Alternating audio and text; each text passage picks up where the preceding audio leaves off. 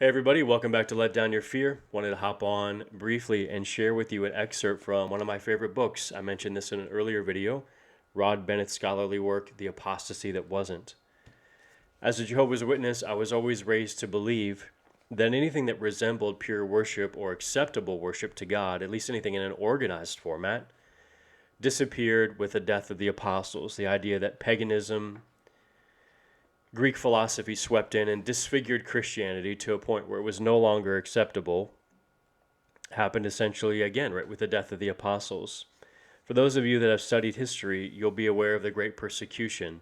This is a persecution that was imposed by the Roman Empire on Christianity in the early 300s. I think it started in 305 and lasted, depending on who you talk to, until either 311 or 315. But I wanted to share with you his thoughts on this and see if it speaks to you in the same way it did to me. What no one had counted on, not even the bishop of Nicomedia, was the spectacle of it all. No one had reckoned on the tremendous effect so many hundreds of martyrdoms would have on the population at large.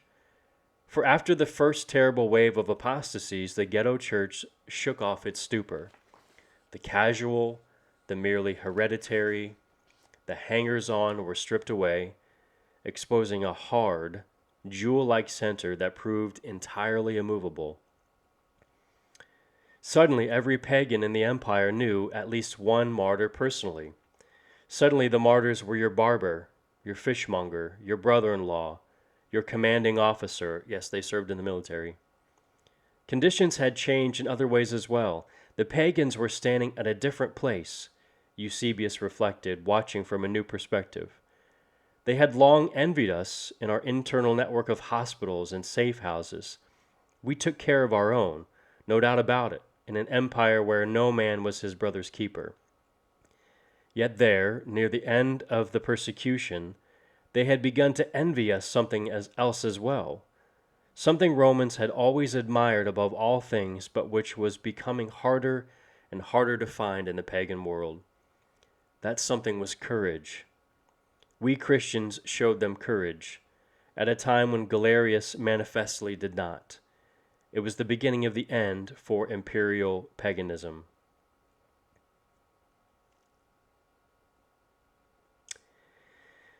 In my old worldview, I would have read this and discounted the example, the heartache, the struggle, the selflessness of the individuals who lived in this time period, because I would have bought into the narrative that there were no true Christians in this time period. Yet when I am comparing my old faith to the faith of these would-be Christians, I see a very big difference between the two of us. I see this group of people living in a time period where proclaiming yourself to be a Christian was a death sentence. And I wonder if I, as a Jehovah's Witness, had been alive in that time period, would I have been so brave? And how can I sit here now, hundreds of years removed, in my air-conditioned home and proclaim that a group of people who acted in such a beautiful way, who reflected the love and the companionship and the brotherhood of Christianity to such an extreme way, are only so-called Christians? The example that these Christians provided in the pagan world changed the hearts of the people around them. In Rome, in the world at the time, the gods that they served as pagans were gluttonous, self-absorbed, really not terribly concerned about the people that served them. Yet these so-called Christians were willing to carry the title of that faith when they knew it was a death sentence. They were willing to build and create underground hospitals and to care for each other and love each other and take care of the sick and the poor and the needy and the widows and orphans. Where is that in my faith? Where is that in my old worldview?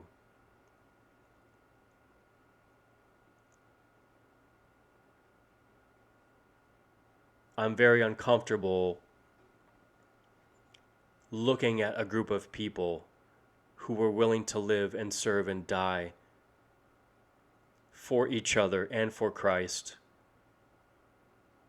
and proclaiming that they were not true Christians, when I hesitate to say that I would have been able to hold on to my faith the way that they did.